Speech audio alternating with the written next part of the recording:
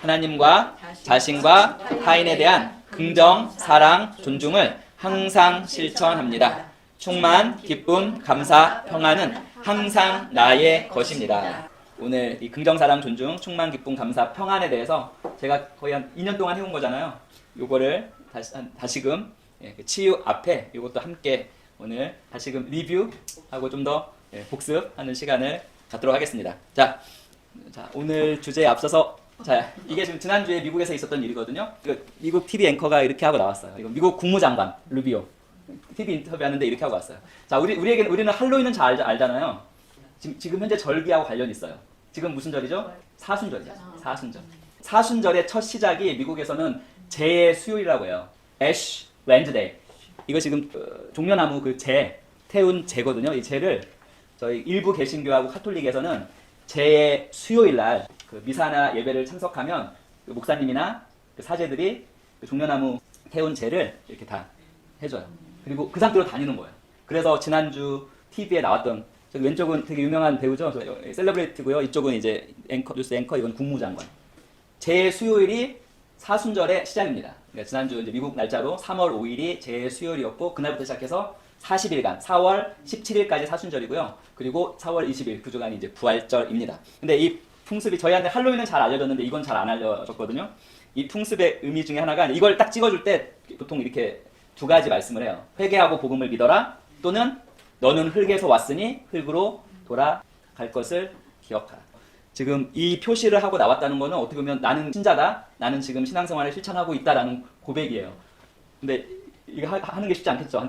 언론, TV의 인터뷰에서도 그대로 한 채 나와 있습니다. 이건 이제 회개와 겸손 그리고 사순절의 시작을 알리는 그런 중요한 시점이거든요. 그래서 미국에서 이 재의 수요일에 교회를 찾는 신자들이 표시를 하고 그냥 일상생활을 계속 하는 거예요. 자동적으로 샤워해가지고 없어질 때까지. 나는 신자다. 나는 신앙을 실천하고 있다. 지금 저희가 이제 이 본성적 접근의 복음을 한 후로는 약간 절기에 대해서도 부활절만 의미를 뒀지 이제 사순절에는 의미를 그렇게 많이 안 줬잖아요. 근데 저희가 이제 관점의 유연성을 갖다 보니까 율법적 접근, 그다음에 십자가 완성의 접근, 저희가 하고 있는 본성적 접근이 다 소중한 거예요. 다 각자 가진 그러한 장점, 단점이 있는데 장점은 취하고 단점은 멀리 하겠지만 그래서 이제 이러한 부분들 신앙인으로서 그걸 나타내고 하나님의 복음의 메시지를 특히 저 남자 배우는 제임스 보니까 그 남자 배우도 유명하잖아요. 저 배우가 이제 이걸 하고 나타나니까 저 배우는 이렇게 헐리우드나 어디 뉴욕 같은 데 가면 카메라 수십 대가 따라가거든요. 그 수십 대의 카메라를 통해서 이걸 알리는 거예요. 의미. 우리는 흙에서 왔으니 흙으로 돌아갈 것이다. 회개하고 복음을 믿으라. 그래서 지난주 이제 사순절 시작하면서 미국 언론에서 있었던 해프닝이었지만 이러한 것들을 시사하는 바가 되게 큽니다. 미국과 우리나라가 어떻게 보면 하나님을 사랑하는 사람들이 세운 두 나라들이거든요. 전 세계에서. 헌법에 기독교적 가치가 있고 첫 국회 시작할 때 기도드리고 시작했고 우리나라. 잠깐 나누어 봤습니다. 다 함께 읽어보겠습니다. 긍정, 사랑, 존중, 기쁨, 감사, 평안, 충만. 치유는 우리에게 주어진 하나님의 선물입니다. 오늘 예배에 참석하시는 모든 분들께 하나님의 크신 은혜와 사랑이 지금 함께함을 감사하고 축복합니다. 오늘 예수님께서 가장 큰 계명이라고 하신 두 가지 말씀, 우리의 긍정, 사랑, 존중, 기쁨, 감사, 평안, 충만의 핵심이 되는 두 계명, 주 너의 하나님을 전심으로 사랑하라, 그리고 내 이웃을 내 몸과 같이, 내 자신과 같이 사랑하는 말씀 먼저 나누도록 하겠습니다. 자, 저희가 항상 해오는 그 영인식의 메타 자각 있죠. 영인식의 메타 자각과 더불어 하나님을 사랑하고 하나님을 사랑하는 자가 4명 근력, 그리고 편도체가 안정화되고 성공할 수 있는 전 전두엽 피질이 활성화하게 하는 하나님을 사랑하고 존중하는 자에게 주어지는 축복입니다. 더불어 다른 사람을 귀히 여기고 사랑하는 삶이 이 세상에서 실질적으로 가장 행복하고 충만한 길이라는 온전한 인식을 먼저 갖는 시간 되기를 다시금 축복합니다. 먼저 주황색이죠. 하나님을 전심으로 사랑하라. 마가복음 12장 30절이죠. 함께 읽겠습니다. 내 마음을 다하고 목숨을 다하고 뜻을 다하고 힘을 다하여 주 너의 하나님을 사랑하라 라고 말씀하셨습니다. 즉 우리의 온 마음과 정성 그리고 삶의 모든 영역을 통해 하나님께 집중하고 하나님을 사랑하라는 말씀입니다. 근데 이유가 있습니다. 이 하나님을 전심으로 사랑하라, 즉 하나님께 그만큼 집중하라는 말씀인데 바로 우리가 하나님께 집중할 때 우리가 오게 되는 기쁨이 있기 때문입니다. 하나님을 찾고 예배하며 하나님과 교제, 즉 하나님의 상호작용 가운데 있는 그 교제 가운데 있을 때 우리는 세상이 줄 수 없는 큰 기쁨을 경험하게 됩니다. 그 기쁨을 경험할 때 여호와를 기뻐하는 게 뭐죠? 우리의 힘이잖아요. 하나님과의 그 상호작용 안에서 오는 그 기쁨을 경험할 때 그 기쁨은 우리의 힘의 원천이 됩니다. 동시에 속사람이 강건해집니다. 그 기쁨을 경험하게 되면 속사람이 강건해지는 뜻은 열정과 끈기, 그릿, 회복 탄력성, 그리고 문제 해결 능력이 커집니다. 그리고 동시에 심령의 은혜와 평강이 차고 넘치게 됩니다. 그리고 하나님께 집중할 때 또 나타나는 게 감사가 나타납니다. 자, 우리가 현재 지금 존재하고 있는 것, 1초 1초를 지금 나아가고 있는 것, 우리가 누리는 이 생명, 매일매일 이 관계, 매일매일 식사 때마다 먹는 양식, 이러한 모든 축복이 하나님의 선물임을 깨닫게 되면, 그걸 인식하게 되면 감사는 자연스럽게 솟아납니다. 그리고 감사할 줄 아는 삶에는 반드시 하나님의 축복이 있고요. 더 큰 감사가 이어지고 그 감사를 통해서 더 큰 행복을 우리가 또한 발견하고 누리게 됩니다. 그리고 우리가 하나님을 전심으로 사랑하고 하나님께 집중하고 하나님을 사랑할 때 우리에게 있는 게 바로 충만의식이에요. 부요의식이라고 할 수 있고요. 하나님을 사랑하면 사랑할수록, 존중하면 존중할수록 우리는 우리 자신에 대한 자존감이 높아지죠. 그리고 동시에 우리가 그 하나님으로 말미암는 부요함과 충만한 의식을 갖게 되고, 이걸 갖게 되면 내면의 부족과 결핍 자동적으로 사라집니다. 왜냐하면 풍성하게 채워지기 때문에. 그리고 이걸 갖게 되면 하나님을 사랑하면 오는 이 충만과 부요식을 갖게 되면 두려움이나 걱정, 근심, 불안 사라집니다. 왜냐하면 두려움과 걱정, 근심 자리에 하나님의 평강이 채워지기 때문입니다. 결국 하나님을 전심으로 사랑하는 것으로부터 오는, 즉 하나님을 집중하는 것부터 오는 세 가지가 있습니다. 기쁨과 감사와 충만, 부요 의식이 있고요. 그리고 초록색 같이 읽어보겠습니다. 내 이웃을 내 몸과 같이 사랑하라. 자, 예수님은 또한 마가복음 12장 31절이죠. 내 이웃을 내 자신과 같이 사랑하라고 하셨습니다. 하나님을 진정으로 사랑하면 그 사랑이 우리를 통해서 자연스럽게 타인에게 흘러가는데, 자, 하나님의 사랑이 우리를 통해서 타인에게 흘러가는 것은 먼저는 나 자신에 대한 긍정과 존중에서 시작합니다. 긍정과 존중. 여기서 긍정과 존중이 나오죠. 내 몸과 같이라는 말씀은 우선 내가 하나님의 형상으로 지음받은 존귀하고 소중한 존재임을 인식하고 의식하는 태도를 먼저 전제합니다. 즉 내가 소중함을 알 때 비로소 다른 사람이 귀하고 소중한 존재라는 것을 깨닫고 그렇게 존중할 수 있습니다. 여기에서 우리가 좀 더 분명하게 진정한 존중에 대해서 저희가 그 7가지를 얘기했잖아요. 긍정, 사랑, 존중, 기쁨, 감사, 평안, 충만. 하지만 이 모든 것의 핵심은 저 존중입니다.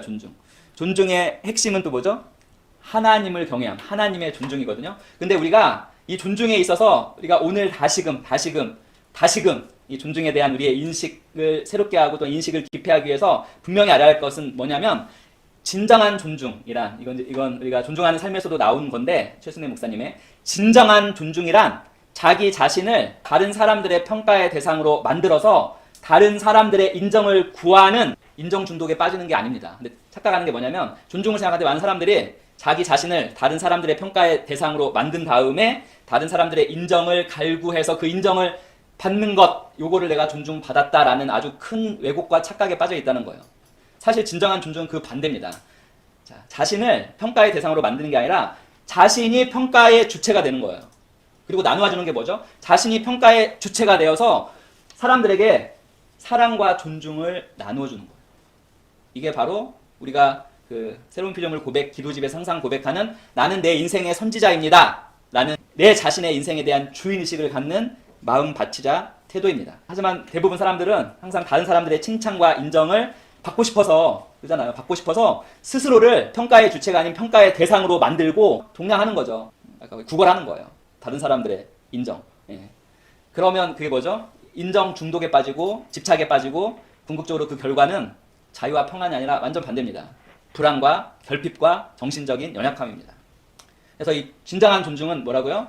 하나님의 사랑 안에서 내가 먼저 존귀한 존재임을 확신하고 내 스스로가 평가의 주체가 되는 거예요. 평가의 주체. 근데 이 주체로서 다른 사람들에게 나눠주는 것이 바로 사랑과 존중이고요. 아주 놀라운 사실은 보통 면접을 보러 갈 때 면접관들은 갑이고 면접하는 사람은 뭐죠? 을이잖아요. 대부분 생각이 그거잖아요. 그렇기 때문에 면접 보기가 힘들고 면접 봐도 합격하기가 힘듭니다. 그런 마음의 태도로는. 근데 반대의 태도. 분명히 갑과 을인데 우리가 존중을 제대로 실천하면 그러한 상황에서도 면접을 보러 간 상태에서 자기가 면접관의 평가를 받는, 그게 아니라 내가 면접관을 평가하는. 근데 내가 주체가 돼서 면접관을 어떻게 평가하냐면요. 사랑과 존중으로 평가하는 거예요. 내가 주체가 돼서 면접하는 그 분들을 향해서 마음의 태도, 말할 필요 없고 마음의 태도가 그 사람들을 사랑하고 존중하는 태도를 가지면 아주 놀랍게도 그 면접은 아주 좋은 결과를 내놓게 됩니다. 그래서 이 존중과 인정, 중독을 헷갈리면 안 돼요. 오히려 우리는 평가의 주체로서 상대방에게 사랑과 존중을 나누어 줄 수 있는 사람이라는 것. 우리가 을의 관계에 있을지라도, 을의 위치에 있을지라도 그게 바로 진정한 존중의 의미입니다. 그리고 우리가 이 사랑과 행복을 나눠줄 때, 평가의 주체자가 돼서 우리 인생의 주인이고 주체자가 되어서 나눠줄 때 그때 우리가 더 행복해집니다. 외곽에서 발견했죠? 서로 돕고 섬길 때 행복감을 주는 물질이 가장 활발하게 분비됩니다. 즉 사람은 다른 사람을 행복하게 할 때, 다른 사람에게 사랑과 존중을 나누어 줄 때 우리를 행복하게 만드는 그 뇌의 물질이 가장 활발하게 분비됩니다.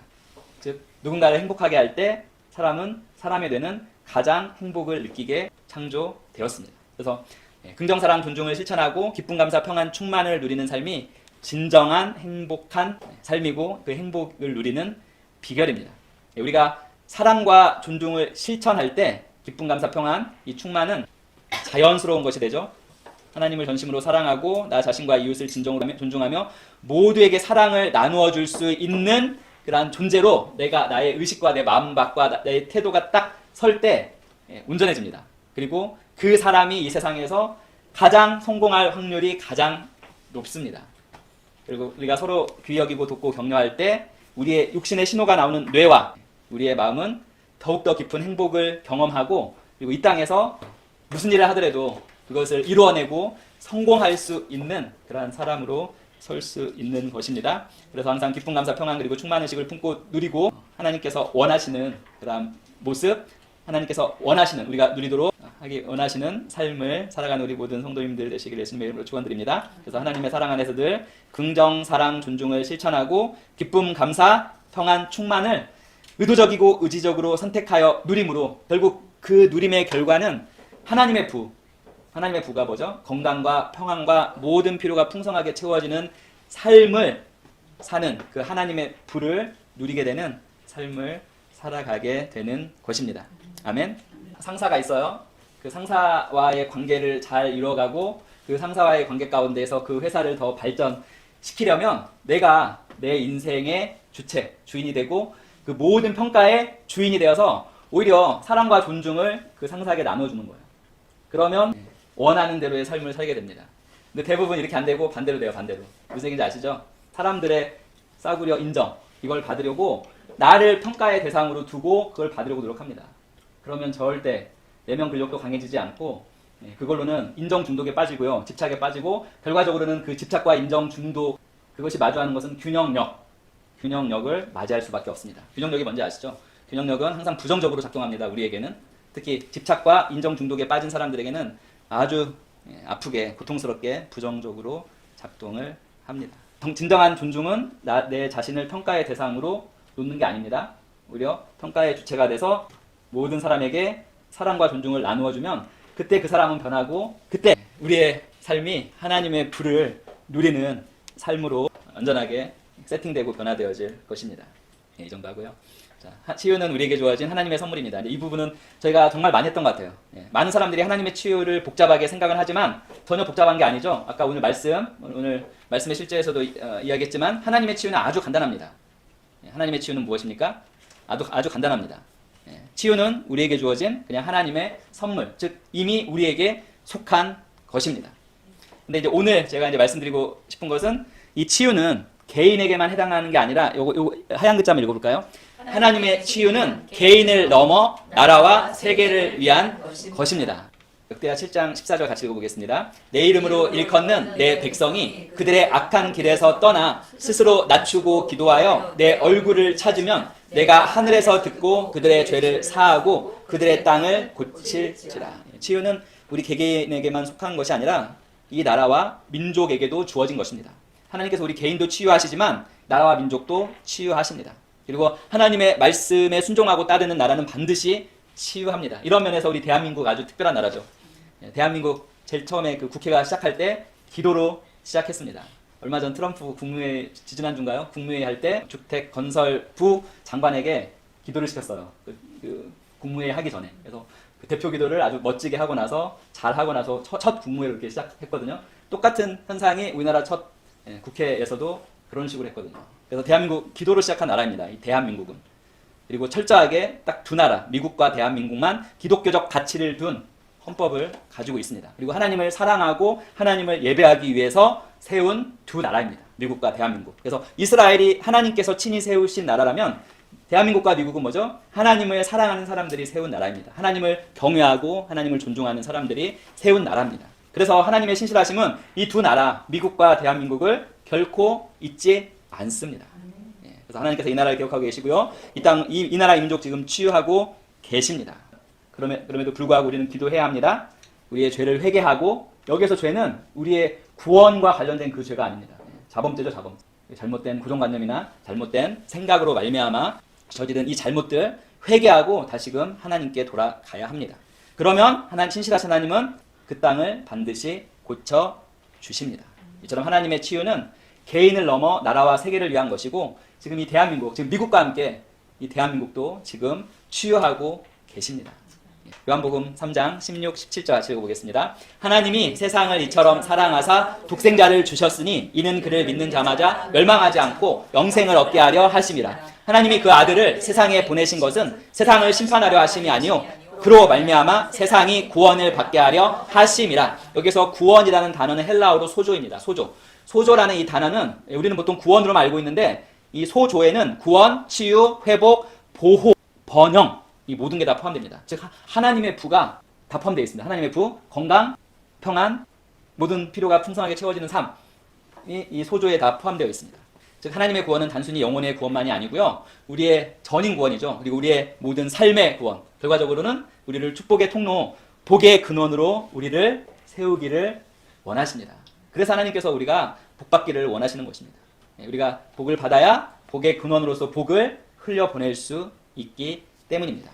근데 치유에서도 동일하게 마찬가지입니다. 하나님은 우리가 하나님의 불을 받기를 원하십니다. 치유도 마찬가지입니다. 치유도 하나님은 항상 우리를 치유하기 원하십니다. 사도행전 10장 38절 같이 읽어보겠습니다. 하나님이 나사렛 예수에게 성령과 능력을 기름 붓듯 하셨음에 그가 두루 다니시며 선한 일을 행하시고 마귀에게 눌린 모든 사람을 고치셨으니 이는 하나님이 함께 하셨습니다. 예수님께서 행하셨던 치유는 단순한 기적, 그 시점에서의 단순한 기적이 아니라 전부 하나님의 뜻과 계획 안에 있는 것입니다. 치유는 하나님의 뜻이자 하나님의 계획 안에 있는 것이고, 하나님은 여전히 지금 오늘도 치유하십니다. 치유는 하나님의 뜻입니다. 그 치유를 믿고 받아들이는 것이 우리의 할 일이죠. 자, 근데 치유는 어떻게 받습니까? 여기 보면 믿음으로 치유를 받습니다. 예수님 사역을 보면 거의 모든 병을 치료하셨고, 특별히 치유를 원하는 모든 사람을 고치셨습니다. 수로보니게 여인마저 처음에는 거부했다가 그의 믿음을 보고 결국 다 고쳐주셨습니다. 원하는 사람은. 성경에는 19가지 예수님의 치유 사례가 있는데 그 중에 하나를 들면, 자, 그래서 믿음으로 치유 받잖아요. 믿음으로. 즉 원하는 사람은 다 치유해 주셨습니다. 그 중에 한 명이 마태복음 8장 2절 3절에 나오는 나병 환자입니다. 같이 읽어보겠습니다. 한 나병 환자가 나와 절하며 이르되 주여 원하시면 저를 깨끗하게 하실 수 있나이다 하거늘 예수께서 손을 내밀어 그에게 대시며 이르시되 내가 원하노니 깨끗함을 받으라 하시니 즉시 그의 나병이 깨끗하여진지라. 나병 환자는 예수님께 와서 이렇게 말했습니다. 주여 원하시면. 자, 왜 이렇게 얘기했을까요? 원하시면 저를 깨끗하게 하실 수 있나이다. 왜 이렇게 얘기했을까요? 왜냐하면 예수님께서 원하시는지 원하시지 않는지를 모르기 때문에 이렇게 얘기한 거죠. 그렇죠. 예수님께서 치유하시는 능력을 믿었어요. 소문을 들었으니까, 알았기 때문에. 하지만 예수님의 뜻은 몰랐어요. 예수님은 치유받기 원하는 모든 사람을 치유하시는 게 예수님의 뜻인데, 한마디로 이 나병 환자는 예수님께서 기꺼이 치유해 주시는 바를 확신하지 못했기 때문에 이렇게 원하시면이라는 단서를 달았지만, 자, 예수님께서는 어떻게 하셨습니까? 당연히 예수님의 뜻은 무엇입니까? 치유하시기 원하시는 것입니다. 손을 내밀어서 그에게 대시며 내가 원하노니 깨끗함을 받으라. 성도 여러분, 예수님의 뜻은 항상 치유하시는 것입니다. 즉 우리를 조건 없이 치유하시기를 원하시는 것이 바로 예수님의 뜻인 것입니다. 그래서 믿음으로 치유를 받는 것입니다. 그리고 여기 보시면 믿음으로 치유를 받는 거고요. 왜냐하면 믿음만 있으면 하나님의 뜻이 치유하는 것이기 때문에 치유받는 거고요. 그리고 그 밑에는 치유를 위해 믿음으로 반응합니다. 같은 말이잖아요. 같은 말일 것 같은데 약간 미묘한 차이가 있습니다. 자, 믿음으로 치유를 받습니다는 방금 그 문둥병 환자 같은 경우고요. 치유를 위해 믿음으로 반응합니다. 요거는 뭘까요? 요건 누가 이렇게 반응했을까요? 이 그림이 맞는지 틀리는지 모르겠지만 마가복음 2장 1절부터 11절에 나오는 그 중풍병자의 치유거든요. 이 집이 너무 꽉 차 있어가지고 중풍병자가 이제 뭐 침대 이렇게 들것에 끌고 왔는데 들어갈 수 없으니까 이스라엘은 이렇게 지붕을 뚫을 수가 있거든요. 이런 식으로. 그래서 지붕을 뚫어서 위에서 지금 4명의 친구가 이 중풍병자를 지금 내리고 있는 그 장면입니다. 자, 여기서는 중풍병자의 믿음이 아니라 누구죠? 친구들의 믿음을 보시고 누구를 고쳤죠? 이 중풍병자를 고치셨습니다.